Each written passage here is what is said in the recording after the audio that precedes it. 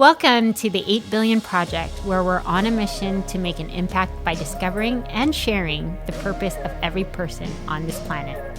I'm your host, Liza, Florida. Enjoy today's episode.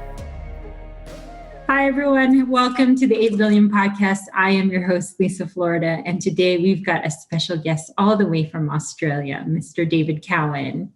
David is a copywriter, musician, YouTuber, and soon-to-be author, hailing from Perth, West Australia. After an unfulfilling accounting career, he decided to take a leap of faith and change his life for the better, and has aspirations of working with animals in the near future. Everyone, help me welcome Mr. David Cowan. Thank you so much for being on the 8 Billion Podcast. How are you? I'm great, Lisa. Thank you for having me. Yeah, I was just actually on your channel a few weeks ago, so thank you for returning the favor in kind. No, you're very welcome. So you've been growing your YouTube channel. Well, how long ago did you start it? So I started YouTube, actually, a bit of a backstory. I started a YouTube channel back in end of 2016 and released like 2 or 3 videos. Didn't really know what I was doing, with anything really. And yeah, never really went anywhere. And then it wasn't till like 2019 where I started taking it more seriously and started releasing videos every week. So yeah, it's been about 2 years-ish now. Okay. Since I started doing it properly. Yeah. Got it. And so when you started it about 4 years ago, it was just like uploading some videos, like just some content, or was there a specific reason or your inspiration or drive behind it? Well, I was doing a life coaching business at the time, or just starting one. And my plan was to release videos in that sphere, and hope to get clients or, build a following in that industry. And, for reasons that we may touch on later, you will see why that didn't happen. But when I decided to do it, properly, because I had all these experiences in that 3-year period between 2016 and 2019, I was like, I'd like to share these with the world, even if it doesn't mean that I'm, because I wasn't life coaching then in 2019, but even if it helped people, just at least one person, in some area of their life, then that would have been a win. So I thought I'll just release these videos. Didn't really have any idea about, what I wanted to do with the channel after I released those videos. And I kind of stopped releasing videos about 3 months ago. I was kind of last year sometime, I wasn't really doing them anymore. And then a few things changed and I started doing them again. Got it. And so your channel's been growing a lot recently. It has, yeah. Yeah. And so has there been a shift in what you did? Like, I know you did say, so maybe 2 years ago, you started shifting some of it more into personal development, right? In the recent times, has there been a shift in terms of like the audience that you've been actually attracting? Yeah, there definitely has. I mean, I think part of the audience I had attracted before similar to the audience I've got now, but most of the people that I speak to or I deliver videos to now are people who are, I guess, wanting to know what's going on behind the scenes in this crazy world that we live in. And, they're not happy with the status quo, or they're not happy with what's being fed to them through media outlets. And they just like to know, I guess, the truth. And, not that I know exactly what the truth is, but, I'll do my best to try and help them figure that out. And so as far as an audience goes, for yourself, when you started changing up the content in your channel, was it because you were starting to figure out some things yourself during a certain time? I'm assuming it's right around the pandemic or when the pandemic, right? Yeah, it's very much about that. In fact, to answer your question, yes. And we had a lockdown here, and we were thrown into lockdown for 5 days over one case. So that got me a little bit suspicious, and I was already suspicious on the entire thing anyway. But yeah, after being thrown into lockdown over one case, I brought on a tarot card reader, and she helped us kind of work out what was the reason for that. And then And that video did really well. And ever since then, I've been doing regular shows with her and interviewing other people too, like yourself and a few others. And yeah, those videos are doing really well. So it's, yeah, I definitely feel like I found a good audience, and it seems to be growing by the day, which is awesome. And it's great because I get to, rather than making videos by myself, I get to speak to people and, have conversations, which I like, which I enjoy more. Mm-hmm. So we went into lockdown, I think, like third week of March in 2020. Did you guys follow right after, or were you in and around the same time? I'm wondering if a lot of people followed suit after the United States. Yeah, I think basically the entire world did around March. So it might have been a week or two, in between, or, or lag. But yeah, when the whole world pretty much did that, bar a few countries. That was when I got a little bit, I guess, I questioned a few things, But okay, so then what was it that you questioned? Because that was pretty early on, right? Because all of us were just like, I remember I was just working, and then I was like, oh, this is getting bad.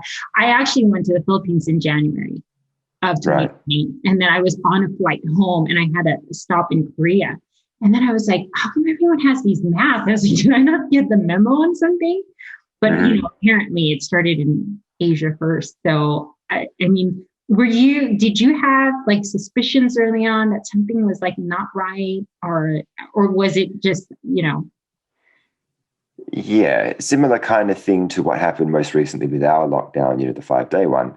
It wasn't until that it affected me. It didn't, and that lockdown really didn't affect me that much, but it wasn't until, I had to kind of restructure my life, so to speak, because of the lockdown that happened in March, that I really started to question things. Because before, it was, you heard about this thing all on the news, I listened to the news here and there, and you didn't know what to think of it. I was like, okay, there's a new virus out there, or whatever it is. Mm-hmm. And some people are dying, some people are getting very sick. But it wasn't, literally what happened was the orchestration of pretty much every country all locking down at the same time, all doing social distancing, all wearing masks. That got me questioning things. Like, why did every country follow suit, in the exact same fashion? It seemed very orchestrated to me. Yeah, because you guys have one of the lowest numbers. You guys in New Zealand, right? Across the world, and consistently, like, you guys had very little numbers. Like, correct. Pieces, I should say. Sorry. Yeah, exactly. And in my state, we barely had double-digit numbers.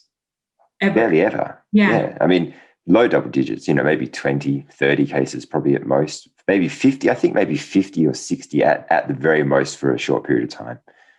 But, that's in my state. But, other states, especially Victoria, they had a lot more cases and subsequent deaths too, unfortunately. And what were your lockdown procedures? Like, could you guys not go out? Really, really relaxed. It was like literally just, you could go, all shops were closed, but you could go to the, to buy food and everything like that, but there were no mask mandates. I don't think we didn't have a curfew. And I think that they said to only go out, to do to exercise or, go to the shop, but you could probably really do anything you wanted, leave the house. No one's going to know. I mean, but. Yeah, to be honest with you, it was kind of, I feel like it was like that. But again, I'm from South Orange County. So, I mean, other than the fact that everyone, I was just kind of practicing out of courtesy, but I think I've mentioned that I would, train and run, and I ran without a mask, and everyone was wondering, because I would post on social media, and everyone was like, aren't the beaches closed? And I said, no, they're actually not closed. It's just, everyone's not here. So sure. Yeah. I think that over East, I don't think that they might have closed some of the beaches, but I did hear reports of people going there and not socially distancing and, doing the things they wanted you to do. It's a bit hard to enforce when all these people are at the beach and there's like a handful of cops, you know, and then hundreds of people. And I think that therein lies a lesson for humanity, because when there's only a small number of people doing the policing or the controlling or whatever you want to call it, and there's way more people outside of the, you know, that's, you know, is really kind of, in my opinion, why we're in the mess that we're in, because nobody's really stood up, really, you know, en masse.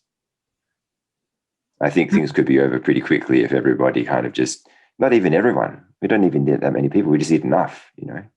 Yeah. And you think it's just the mask? How do you mean? Like you said, if people just stop wearing the mask, it could change. Oh, no, I meant en masse. We need en masse, like a certain, you know, number of people. Oh, mask. Okay, sorry. But also that too. If people just stop wearing them, because there was one guy here who got arrested when we had our mask mandate, but he was the only one, and he actually had priors and he was being belligerent. So, and somebody commented on one of my videos and said that they know somebody in the police force and they were actually told not to arrest people for not wearing them. So it's really interesting. You know, I don't know what to believe exactly, but it is interesting. Yeah. And so that's crazy how you picked it up so early and you started, and then you said that you started bringing on a tarot reader onto your show, right? Or onto your YouTube channel, and you started doing some episodes with her. Yeah. Well, that was only a couple of months ago. It's about 2 months ago now. Oh, got it. I thought I thought you had mentioned that you started doing it last March. No, my channel would be going through the roof if that were the case by now. And so, so what happened to you during the lockdown? Like, how did your life change? I mean, I asked this to a lot of my guests, if not almost everyone. Right. Yeah. The only thing that really changed for me was not being able to go to the gym. Okay. Yeah. So I just worked out in the park and they kind of stopped that too. So I found other places to work out. But that was literally the only thing, because we could still go to the shops. To be honest, I work from home anyway, so I didn't really need to leave the house that much. So it was really just that. My life wasn't impacted that much. I did lose a client, but then I picked up another one. And things worked out. Like, it wasn't easy, of course, but I'm sure a lot of people had a lot worse. You know, I had a family dinner last night. And we were talking about how good Perth had it, even compared to some places in Australia like Sydney and Melbourne. So, yeah, Perth got off really lightly. Right. Interesting, right? It's kind of interesting to kind of see the differences across different countries, and so in your bio, you mentioned because 8 billion, it always talks about people and their life purpose, right? And following their passions. And you mentioned in your bio that you had an unfulfilling career in accounting. How long ago was that? That ended in 2016. Yeah, but it was literally, 2007 to 2016, mostly on, I say on and off, but it was mostly on. And did you kind of know that for a long time, or did you just wake up one day and say, like, this is really unfulfilling? Yeah, I kind of knew pretty early on, at least after a few months, that it wasn't for me, but I was scared, to be honest. I was too scared to move. And so after like 15 months at my first job, took me a good 12 months or so to kind of even just move from the first job to the second. Mm-hmm. And then I enjoyed that second job a lot more. It was still accounting, but I enjoyed it a lot more, different environment, different kind of work. But then after a while, kind of just same thing happened, It's like the romance just died, you know what I mean? It's like, and then, so I kind of just I stayed there for another like 3 years or longer even. They gave me a company car and, these little perks and things like kind of keep you stuck. And it wasn't until long after, like 2015 that I decided to make a change. So yeah, it was it took a lot of courage to do that. And Yeah, it sure does. and No, I commend you for doing it. just too scared. Thank you. Just too scared. Right. But sometimes it's when you actually step into it, right? Or they say you step into the fear is actually when you get the answers. And it's when, because that's what oftentimes a lot of people are fearful of, right? Is the unknown until you actually do it. And you have the courage to actually step into, do you actually face the fear? And then it actually goes away. And it's not so bad after all, right? So that's really the premise of this show is to, it's to share different stories of different life paths and what people go through. And so sometimes I ask questions like what was going through your head at the time? What were you experiencing, So it seems like it was years, right? That you were just kind of, it's just. Yeah, a lot of depression, to answer your question. A lot of depression I was experiencing, a lot of unfulfillment, wondering, is there more to life than this? Like just working a job that I didn't like and escaping on the weekends, Yeah. And that's what I said when I went on your channel.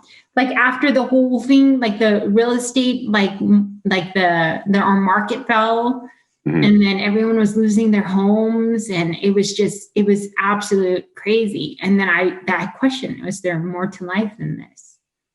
Yeah, right? And I think it's one of the biggest questions that anybody could ever ask themselves, because that kind of question is a very deep question, and people can, if they choose to look for the answer, then I think they'll be pleasantly surprised. It's not going to be an easy journey by any means, but, and sometimes it may take a long time to find out what that answer is. Yes. Yeah. And there might even be years that go by where it's just like, okay, you brushed it to the side and you're just kind of going along with life. And then certain events start to happen, one being the pandemic. Yeah, exactly. Yeah. Yeah. And we touched on this in our interview before, but yeah, the pandemic, in my opinion, served as a good enough catalyst, so to speak, for people to really question, maybe not just, a bunch of things, so many things, we could, do a whole podcast on that, but, so many things, at the very least, what their role is, I suppose, in, on Earth, and what would they like to be doing with themselves, really like long term, because everybody had so much time alone, and to reflect on their life up until that point, and a good amount of time too, if you perhaps didn't have a family to take care of, or young kids all the time, a good enough amount of time to perhaps learn a new skill, because we're still in the pandemic now, so it's been happening for a year now. 12 months is a good amount of time to recalibrate. Yeah. No, absolutely. Yeah. I mean, like, I think I shared that I had my first awakening in 2008. And then I had a series of years where there's just so much growth. And then it kind of stopped. And I thought, I was like, oh, I'm super spiritual and all this kind of stuff. But it all happens in layers and levels. And there's always something higher to seek, right? A higher truth to seek as you keep continuing to grow spiritually. And for me, a big part was like the first half of 2020, I had huge spiritual growth.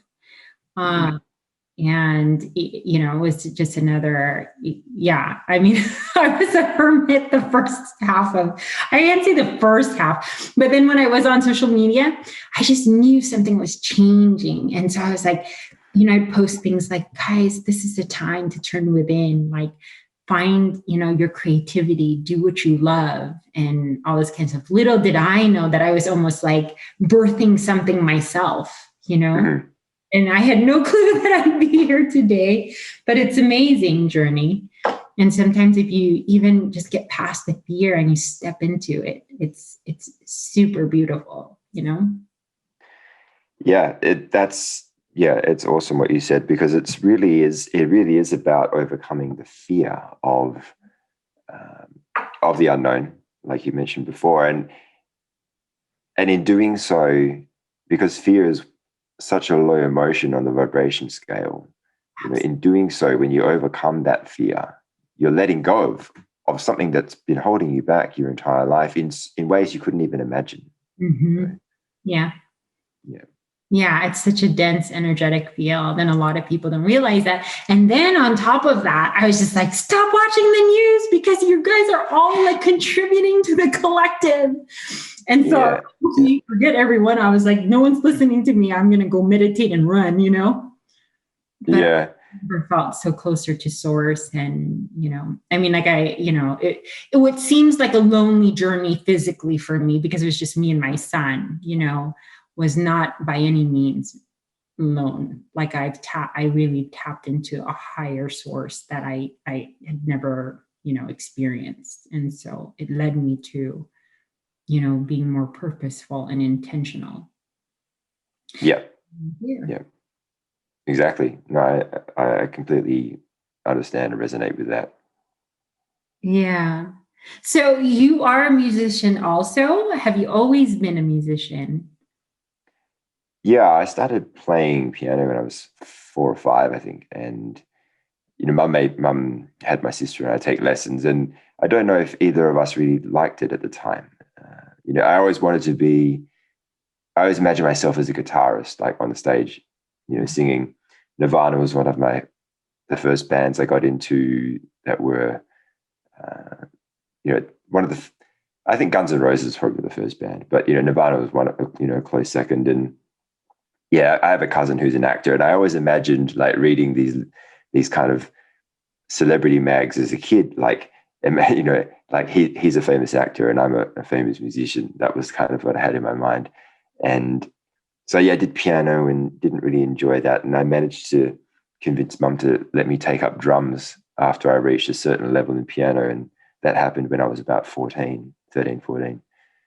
And ever since then, I started playing in bands and stuff. And that kind of stopped when I was about 21 or 20, well, about 24. And, work kind of took over and I started studying accounting, and then I kind of just dropped music altogether, literally for a good 10 years or so. And I think that was part of the reason why I was so depressed too, because I wasn't really, there was a lot of things. Expressing yourself creatively. Yeah, I was suppressing my creativity and also not doing the things that my soul wanted, my being wanted, the heart, things that the heart wanted. And it did a little bit on and off. I continued rapping pretty much the entire time, but I didn't really do any instruments or, for a long time, until about 2 years, 2017-ish is when I started picking up, taking singing lessons and playing drums again. Because that was a period of my life where I was going through I was actually going through, I don't want to say the early stages, but one of the stages of a spiritual awakening. And I was in such a dark place that the only really thing that I knew that I loved was music. And because I was at a point where I kind of forgot, or I didn't know who I was, I lost my sense of self, and it was a very dark period. So I gave myself those two things, and I think they were instrumental, no pun intended, for helping me get through it. Which was music, right? Yeah. Or you're talking about guitar and drums, or singing? Singing. Yeah, singing and drums. Yeah. I was doing a lot of singing, and I moved house. I was in this terrible living place for me, and moved to a different place, which was good. It was a huge step up in terms of energy. And even though the people I was living with were musicians, but we were on different wavelengths, and, they were content just playing video games and watching TV all the time. And I wanted to, do something proper, with my life, but, to each their own, not really bad mouthing them or anything. But, the new place I moved into was a different energy. The guy was into personal development, And yeah, so it was great. And, yeah, there were times where I felt like a kid again. I was singing and dancing like almost every day. And I don't dance, but I was, I was then. You don't? How can you Not not? really. Most musicians, Yeah. man, you have to go like this. Yeah. Yeah. I do sometimes. I used to dance a lot when I was out partying, but now, yeah, not really my strong point. No. No. No. Well, so what is your strong point? Like what instruments you play all kinds of instruments. Is there anyone in particular that's your favorite? Yeah, this is a good question. There are certain parts about each instrument that I enjoy. Mm-hmm. I love drums because they're the beat of the song. You can do so much with the beat. There's intricacies and timing and all that stuff, and that's the same with most instruments. Timing, but with the piano, I love the ballad. The piano ballads that you can things that you can play on piano. I would say piano and drums are my favorite instruments, but I've been focusing on guitar a lot and getting better at that. That's one of the things I did whilst being in lockdown, or I took that opportunity to get a guitar course and get better at guitar. But I would say drums and piano are probably my favorite instruments. And you have a love for animals. Where did that come from? I think my mum. Yeah, she loves animals, and we have a lot of animals. We've always had animals around the house, and we've got 2 cats. And there are 2 cats in my room right now. Just sleeping. They're sleeping right now? Yeah. Yeah. They don't do much. They're just like 18 hours a day, pretty much, just sleeping. So you always grew up with animals? Yeah. We had a dog up until I was about 8 years old. We had this dog. And then maybe 2 years later, one of the next door neighbors brought a cat. Well, he moved over here from Sydney, and he had a cat with him. And after a while, the cat decided that he wanted to live with us. So when he moved house, the cat was just a few streets away. The cat came back to visit, and we took him back, and he kept coming back, and he kept, and then one time he went to the vet to get his tooth cleaned and had to sedate the cat, to clean his teeth. And he came back like that night. He was like really groggy, and it was raining, and so the owner just said, "You can keep him." Aww, and that's how you have one of your cats? Yeah, and then when he passed away, that was about 11 years ago now, we got these other cats a few weeks later. Yeah. There's always just something about pets and animals, right? There's just an innocence to them. Yeah, and that's why I want to work with them or do something big for them, because they can't defend themselves. They're at the mercy of whoever's in control of their, you know what I mean? And there's too much animal cruelty going on in my opinion. And yeah, so I want to do something. I don't know exactly what yet, but I want to do something. Yeah, I was just going to ask, what exactly did you want to do? Well, but if you don't know, you don't know. Yeah, I don't know exactly what yet. Well, there's too much. It's like asking, a copywriter, like, what's your favorite copy to write? Or, like, what's your favorite food? There are so many things, with animals, and in most instances, in most cases, like around the world where people need help, there's just so many areas that you can help, Mm-hmm. So, with homeless people, or is it with, deaf people or blind people, or, you know what I mean? Yeah, absolutely. People with disabilities, or, there's just, you pick an area, you can't do it all. Right. No, so, okay, I wanted to ask you, since you and I have such an affinity to each other, particularly because we both have gone through such major spiritual growth. You said that you're starting in 2017. Yeah, I think it started a bit earlier than that, because one day, and I wrote a book about, I've pretty much finished writing this book about the whole spiritual awakening. It was going to be from like 2016 to 2019 was when I started the book. Okay. But when I look back at it, because I connected with a spiritual girl she's a coach on YouTube, and she was saying, we did an interview once, and she said one of the deepest questions that you could ever ask yourself, and which kind of starts the whole journey in spirituality, is that question that we touched on before. Like, is there more to life than what I'm experiencing right now? And so I look, the reason I started the book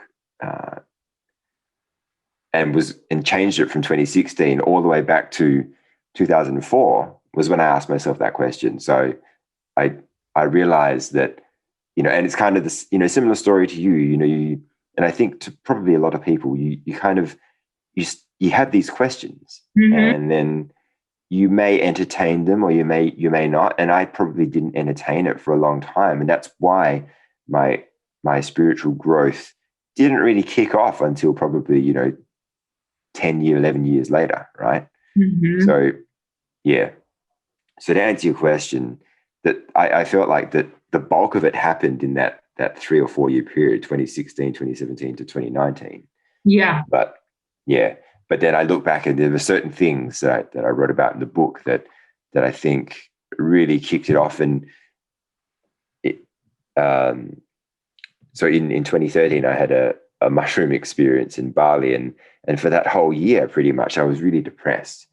And I heard this great quote, and it was like, psychedelics don't. Sorry, after the mushroom experience? Yeah, after the mushroom experience, I was really depressed that whole year. I felt like I had a terrible year. I was just depressed, and I didn't know why. And I'd experienced depression before, the job and other things, going on emotionally. But I heard this great quote, and I'll paraphrase it because I don't remember exactly what it is, but it's basically saying that psychedelics, there are no bad trips. There are only trips or experiences that accelerate your learning.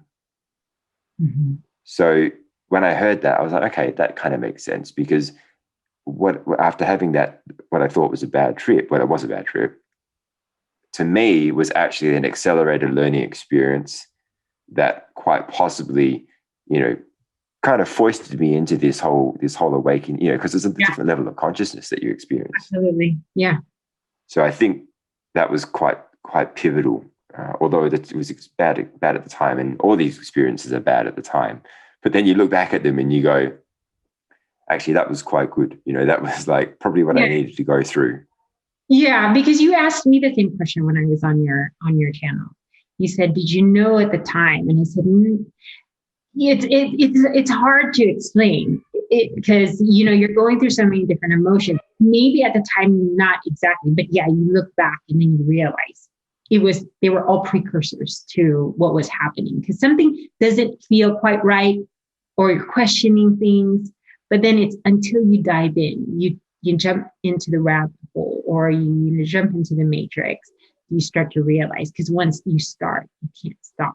I mean, you could have like, and I think you mentioned this, you could have these time frames where you're not looking too deep into it and you're just rolling with life, but then something will activate it again. Yeah, absolutely. Yeah. What I think happens is that if you're not aware of what's going on, and which most people aren't, because I wasn't, you weren't either necessarily, it's like you need to come into contact with a certain kind of information to, everything's information in there. So you need to know, you need to come in contact with a certain kind of information in order for you to progress, or to realize, what's happening to you at that point in time. So, I had no idea, even it wasn't until like 2018, 2019 probably, I didn't even know a spiritual awakening thing was a thing, even that was after I experienced it. So even at the depths, in the middle of it all happening in 2017, when it was the worst year of my life, like I still didn't know what was going on. I just thought I was having a really bad year, Yeah.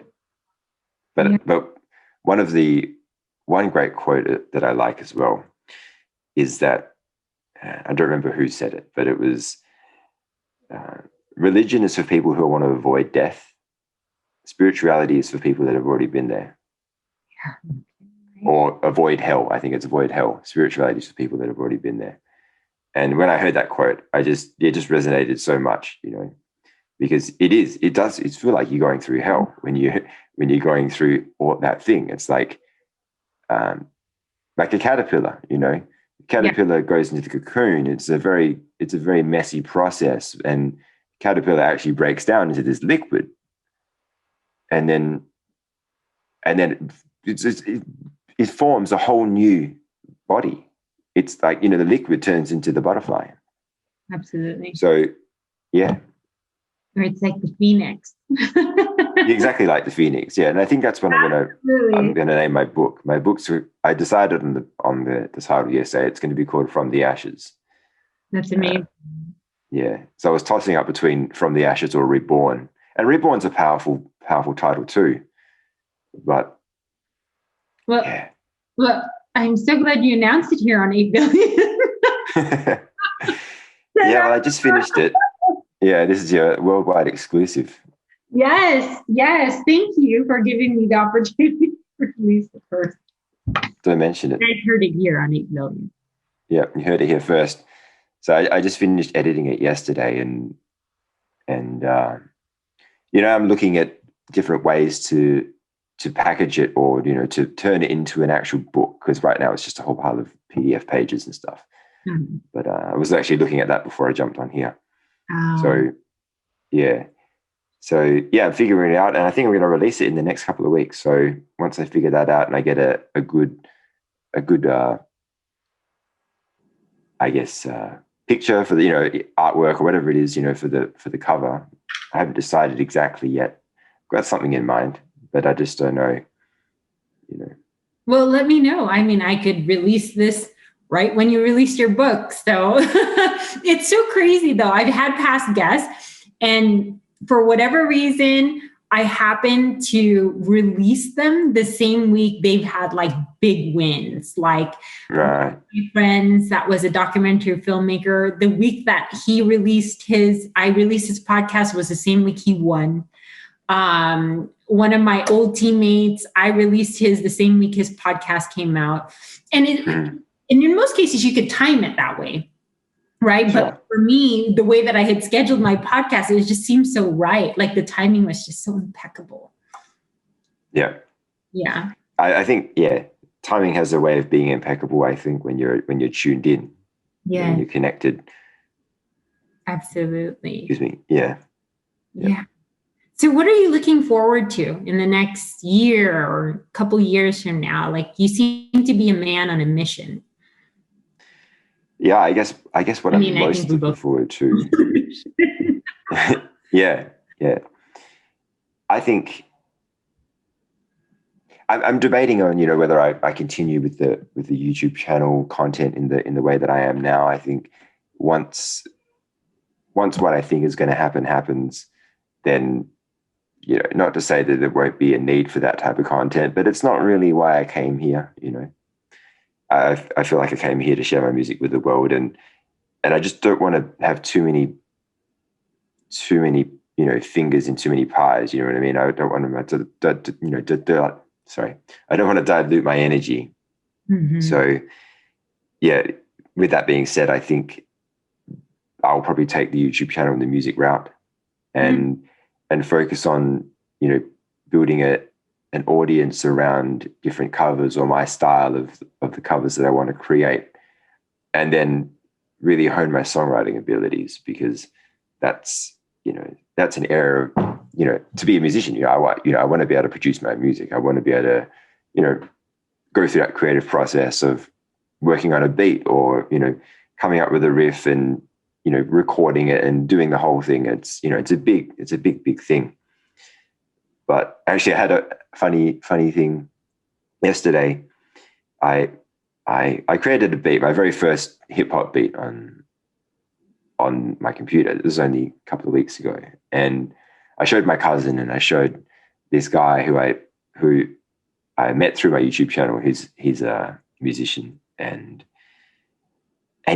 I sent him a clip of it on my phone a few weeks ago, and he didn't get back to me, until only in the last 12 hours. And he said, Man, this is actually really good. Like, this is for your first beat. It's crazy that you could actually produce something like that. It sounds like your 100th beat, and he wants to be on the song. So, Oh, nice. Yeah, impeccable. Yeah, it's quite funny. I mean, we've been talking back. He helped me set up my computer and everything a couple of months ago, and we set up the music stuff. But yeah, I was quite kind of taken aback by the comment, because the only other person I've shown is my cousin and one of my friends who I played in a band with, you know, when I was in my teens and early 20s. And because this guy's made like 1,000 songs, so I would say he knows what he's talking about. So it was good to get that compliment from him. It's amazing. Yeah, but you know, I said beginner's luck. He's like, "Nah, there's no such thing." He said, "Maybe you're a natural." Okay, maybe, I don't know. Mine, it really is. When you start to reach a spirituality level, you start to understand, right?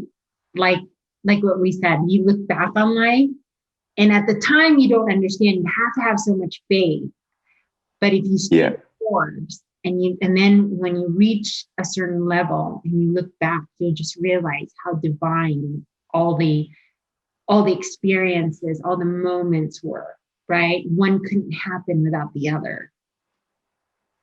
Yeah, no, it's a really good point, because I think that when you do reach a certain level of spirituality, or you are connected to source or the quantum field or whatever you want to call it, there have been so many times where I'll wake up in the morning and I have this song in my head, and I record it into my phone, and then I'll go back later and put it on the piano, and then, or like a hook, you know, or a melody, or even a set of lyrics, you know. Yeah. So I kind of hum it into my phone and then come back later and sort it out. So yeah, you do, and there have been many times where I'll be playing drums, and I hear this music in my head, and I keep thinking it's like a concert down the road, but there aren't any on, you know, no concerts or anything. And it's like every night that I do hear this music, this faint music, like a full on, not orchestra, but you know, a full on kind of band and everything. It's really quite crazy. Wow. Yes, it is. Isn't it amazing, the journey, right? Yeah, absolutely. Yeah. And I think this is something I said to you in our interview last time, was like, if I had to go through it all again, would I do it? And the answer is yes. Like, yes, it was very painful, but to know what's on the other side is truly magical. You know, it's something that you couldn't experience. And like you say, you don't know what you don't know. So the unknown is, you don't know what you take that leap of faith, and you don't know what's going to happen. Like, you don't know where it will take you. Well, in essence, you had already agreed to, you know, come into this lifetime and, you know, fulfill the dream, right? True. But you don't know that. You know, we don't know that. Like, that's only something you realize later after you gain more awareness. So, you know, you don't necessarily know, like, that you made a soul contract, or that you had all these agreements and these agreements before you were even incarnated on this planet, or that maybe your life, depending on the decisions you make, that your life path, so to speak, is kind of already laid out for you. No, you're absolutely right. But you just have to kind of make the right decisions to get to, you know, because there are multiple different possibilities of where you could go in life, like everywhere from the very top to the very bottom. You know? Well, there, you know, and I think I talked about this on your interview with me. Like, you know, there's so many things, right? It's like what you call sliding door moments.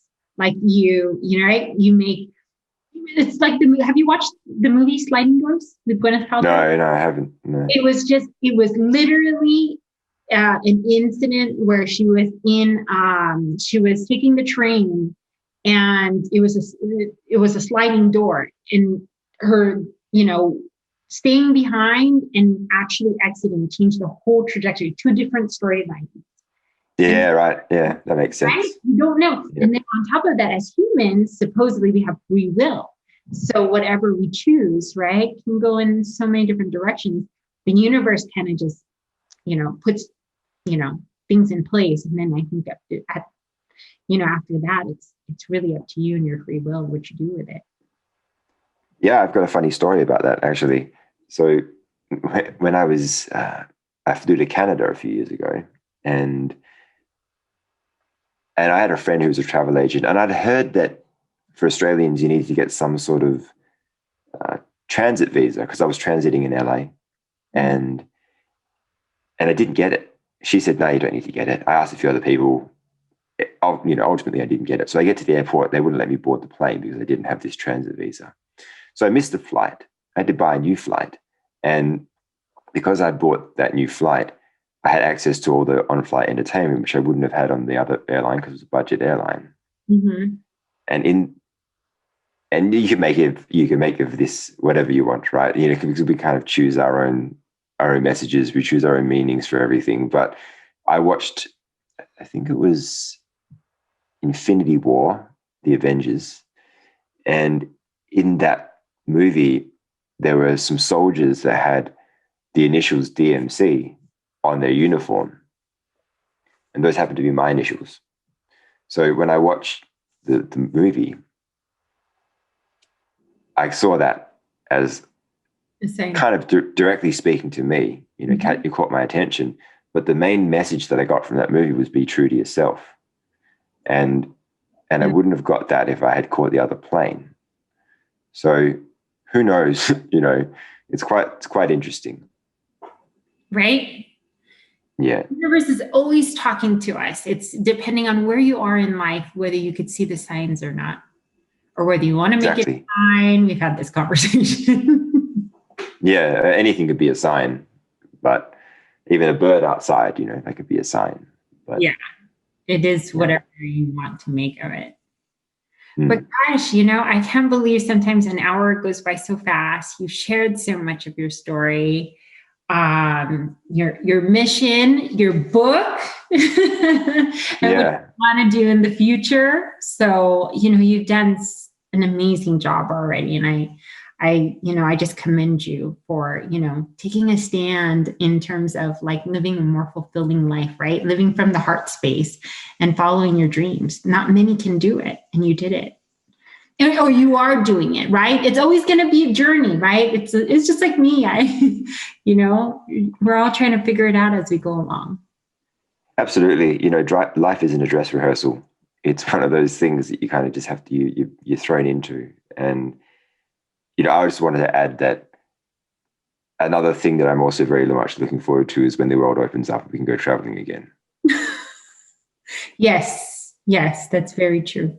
Yeah. Because it's not just because of those industries are really suffering, but the whole, nobody can do anything really. Mm-hmm. And it's not a good way to live. And we need to be exploring the world, and there's so much I want to see. And, I agree. I am definitely a world traveler, and this has been a really tough year. I think I mentioned to you, I was supposed to go to Australia and Bali in November 2020. That had even been planned in November 2019. It was like our whole family. And then, just. Yeah, exactly. Well, when the world opens up, maybe you can come down or I can come visit America, because I've always been dying to go to America. You're always welcome here, always. Right? I tell that to a lot of guests. I'm like invited to watch the world opens up, and I have so many people at my house. But yeah, you're gonna have your work cut out for you. You're gonna make a breakfast for everybody. I think I will have my work cut out for me. But okay, here, I always ask this too. Do you have any parting words? Let's say this is a time capsule, or you could talk to 8 billion people. What message would you actually tell them right now? Is there something that really just feels important for you to say, or any advice? Yeah, a couple of things. Be kind to yourself, be kind to others, and follow your heart. For sure. I think one of the biggest problems that we have, as a race, as a human race, is that more people don't follow their heart, and and there could be many reasons why they don't. I think one of them is that usually what people want to do, what their heart wants them to do, is something that society says is impossible, and nothing's impossible. It's not going to be easy, but nothing's impossible. And I think the other thing is that they're just too scared. They're just too scared because, and maybe they don't even know themselves that well enough to know exactly what their heart wants yet, and that's okay too. But it is a journey, like you say. It's a self. What's the word I'm looking for? Self-discovery journey, and if more people follow their heart, I think the world could be a much better place. Much better place, right? Yeah, be true to yourself. Always, always, right? If anything, that's the one person you should be true to. And then from there, the whole world opens up, right? I mean, it opens up because when you start to do it and you have the courage, and then you hold the space for other people to do it, right? So that's the beauty of the 8 billion. Like, these are the conversations I want to have, right? It's not always going to be fun. It's going to be scary, but just like step into the light and your power, because you'd actually be very astonished at how powerful each of you are. So yeah, the universe rewards and favors the people bold enough to chase their dreams and follow their heart. Yeah, fortune favors the bold, right? Or he who is most certain wins. Yeah. We're just dropping quotes left and right. But you definitely shared some amazing information tonight. It's always great to always have a guest that always operates from their heart space. And you definitely are one of those people. So thank you so much for being a guest on the 8 Billion podcast. This podcast and platform is always going to be open to you. If you'd like to share your book launch or give any updates, And one day, like I said, I hope I'm just hosting this now. I hope this brand takes off and becomes a legacy for so many people to just share their story. So let's see how big these dreams get, right? Yeah, I don't doubt that you can make that happen. I think having somebody in like every country or every city doing that under the brand would be awesome. I know. See, so I'm going to put out my dream to the ether. Yeah, exactly. And hopefully, when this world opens up, it'll just take its course. Yeah, it will open up. We can't stay like this forever, so. No, we can. But yes, I could have you on here for hours. And like I said, this platform is always going to be open to you to share your voice. But I just want to thank you on my heart for coming on the show, exchanging the favor in kind. And I wish you so much the best of what this world has to offer, especially with your new book launch and you stepping out as a musician.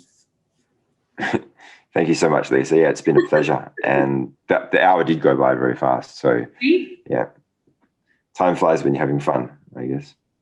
Awesome. Well, thank you again. And, let's see where life all takes us in this next few months, right? Yeah, definitely. I wish you all the best on your ventures and your pursuits. Thank you. So, David, if people want to get a hold of you, how can they do so? Yeah, so you can search me on YouTube, David Cowan. It's DavidCowan. That should come up with my channel because I'm posting a lot. I should be the first person that comes up. There are quite a few other David Cowans though. And if you're looking for copywriting services, you can check me out on Instagram at David Cowan Copywriting, or send me an email at dmcowan.dc@gmail.com. Awesome. Thank you. And I'll actually have a slide after this with all your contact information. And it'll be also on my YouTube channel or the YouTube description page of this. So thank you so much again for coming on the show. That's fantastic. Thank you, Lisa. Thank you for listening to today's episode. If it's moved you in any way, please review and share your thoughts or text me your thoughts at 949-247-2800.